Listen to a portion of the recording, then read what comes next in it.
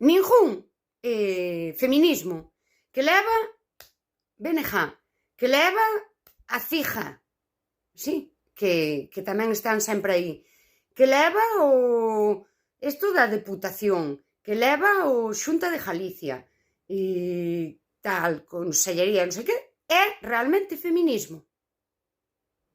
Fai parte da campaña.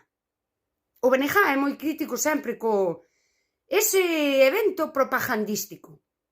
Cando o BNG coloca as súas siglas onde o feminismo, iso tamén é un evento propagandístico.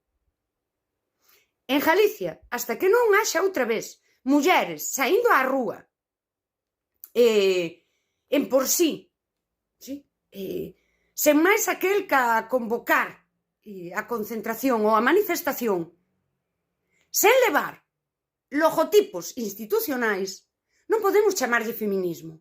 Nos últimos anos, as mulleres que saímos así á rúa fomos atacadas, insultadas.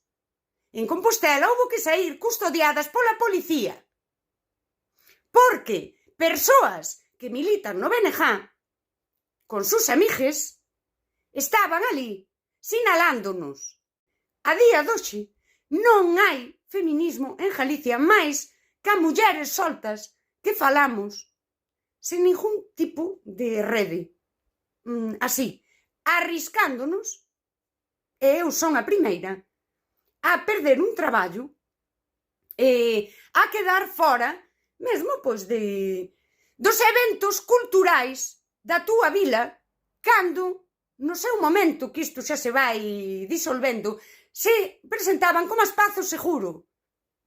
Eu mesma, díxeno así, pediúseme non participar nun clube de lectura, nun evento onde viña Antía Yáñez.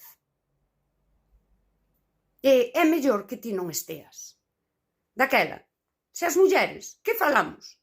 Defendendo o suxeito político do feminismo, que é unha muller, se nos exclúe, se nos insulta, se nos acosa. En Galicia non hai movemento feminista que se poida dicir e que é sólido. Se as mulleres, que falamos? Defendendo o suxeito político do feminismo, que é unha muller, se nos exclúe, se nos insulta, se nos acosa. En Galicia non hai movemento feminista que se poida dicir e que é sólido. Isto é un problema político do que tamén participou a esquerda.